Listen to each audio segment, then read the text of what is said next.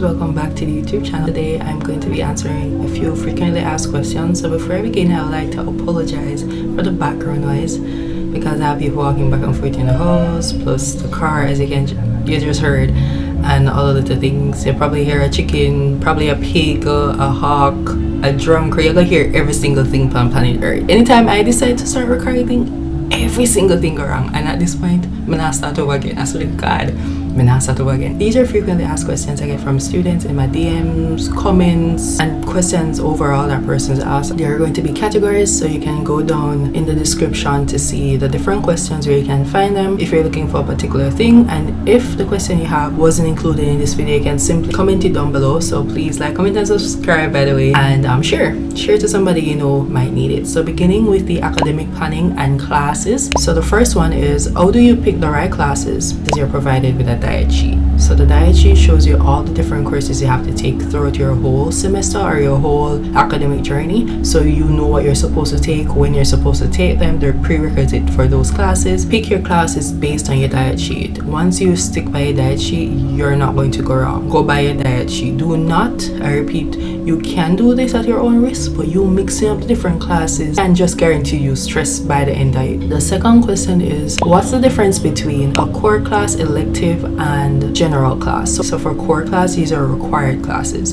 Core meaning that you need them. If you don't do them, you can't move on. You need the classes. Electives are classes that you have the opportunity to do if you want to them. I believe badminton is one, swimming is one, chess. So those aren't core classes. You can choose to do them if you want to do them, but you don't have to definitely do them. General classes would be like academic writing. I think they changed the name for that. That would be a general class. Everybody has to do that class.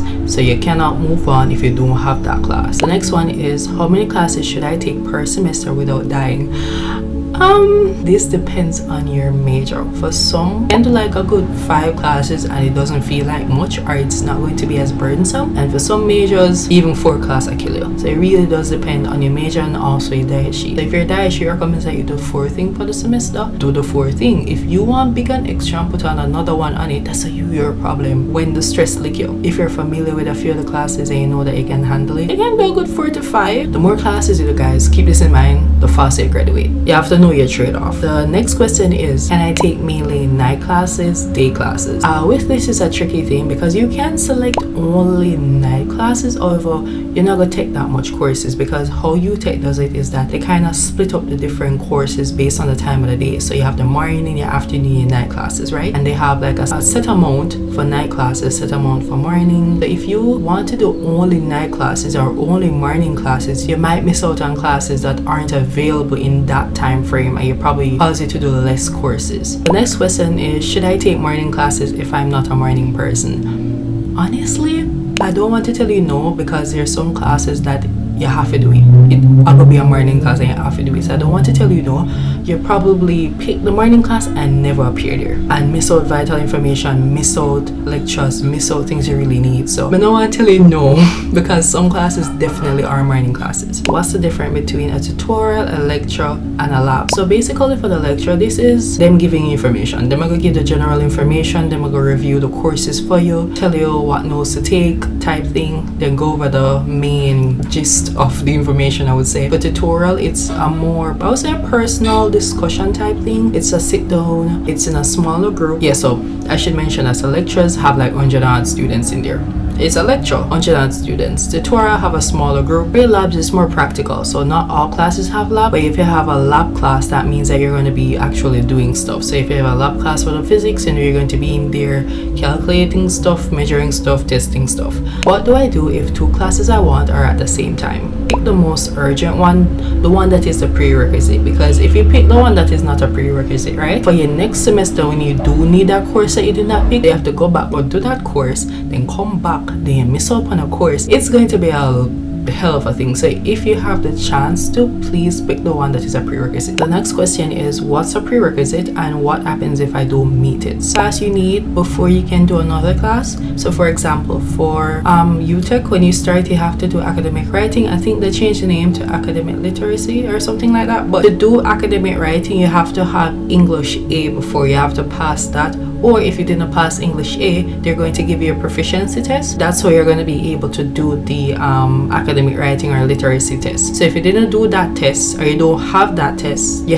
don't have that course, you can't do the other one. So for most courses, the further you get along, they're going to need prerequisites, and if you don't have the prerequisites, that means you won't be able to do the class. Next question, what if I can't get into a class I really need for my major? So for UTech, we have add and drop, which means that I believe a week after the official opening of the module selection portal, you're able to add or drop a course. Adding meaning you're gonna request for them to add that course that you really need for your major, and there's a possibility you can get through. When should I start thinking about internships, exchange programs? So you can start thinking about it third year, fourth year. If you really want to be ahead of the curve, you can do second year. Do have the career office, student services, and they offer internship that are like brought in by different agencies. So if you really do want an internship, and reach out to them, send them your resume, look at their page. They have an Instagram page, they have a WhatsApp number, they have a WhatsApp group, and they send those opportunities there. But generally, I start thinking about it your third, fourth year. How do I make sure I graduate on time? Follow your diet sheet. That's all you need to do. Follow your diet sheet, don't fail a class, and you're perfectly fine. Next question is, can I do purely online classes? I feel as if when it comes down to online programs, online classes, it depends, because not every course is offered online. You have some courses that are offered online. I haven't done it, so I can't really say yes or no. We're gonna move on to the next category, which is money, scholarship, and jobs. The question for that category is, how do I apply for scholarships or financial aid while in school? For student services,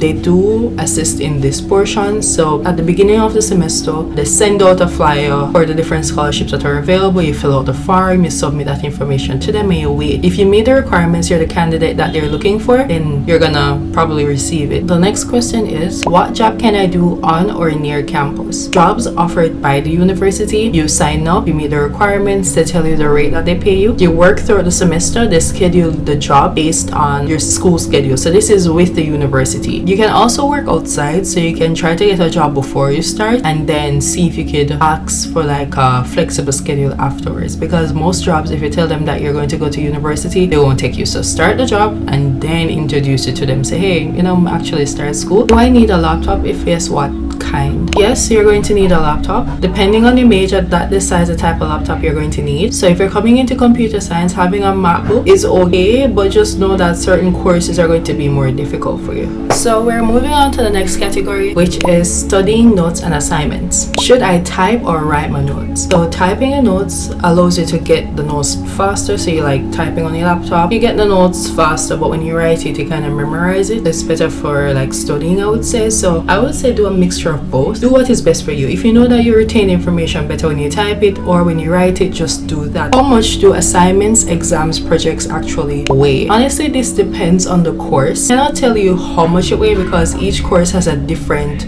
weight requirement, a rubric. So once you select your courses, you're going to be provided with a syllabus, and the syllabus will break that down. The next question is, can I survive the course without buying the textbook? Yes, definitely. I don't think I've ever purchased a textbook for any of my classes, and I'm 2 years in. You can get PDFs online. If it's a PDF that you can't find online, one person can buy it. I want to split up the cost, or one person can buy it and beg them like take a photo of it.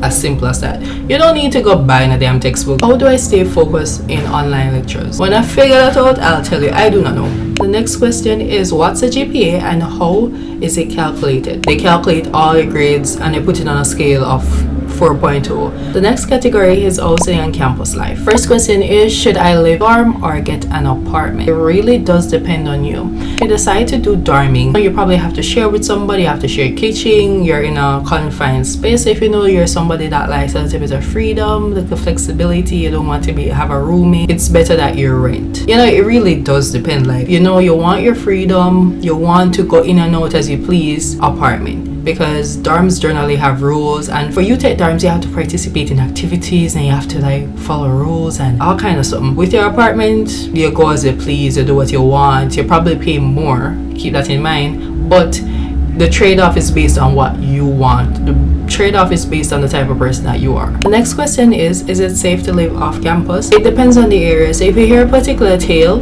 a little story about a particular area, and you know you do not want to chance it, do not go there. But overall, I would kind of say yes. For the best of my knowledge, I would say yes. They do provide a list of off-campus housing. So these are housings that they would have already visited, they have authorized it, they basically stamp an approval on it, say yes, this is like a safe person, we check them out. I would recommend before you check anywhere else for offline campus housing, you should check UTech, so check them. The next category is internship and experience, and the question, I only got one question here, and it was, how do I get internships with no experience? I've said this like a million times, but the student service unit is like the best unit at UTech because they help with almost everything, and they are going to assist you with this. For them, they have an Instagram page, they have a WhatsApp, they can visit them in office, and you can ask them questions about that. So those are most of the questions I got, or questions I know you guys are wondering. I answered all the questions. If you still have a question that I still did not touch on, you can put it down below. I know somebody was asking for me to do an overview for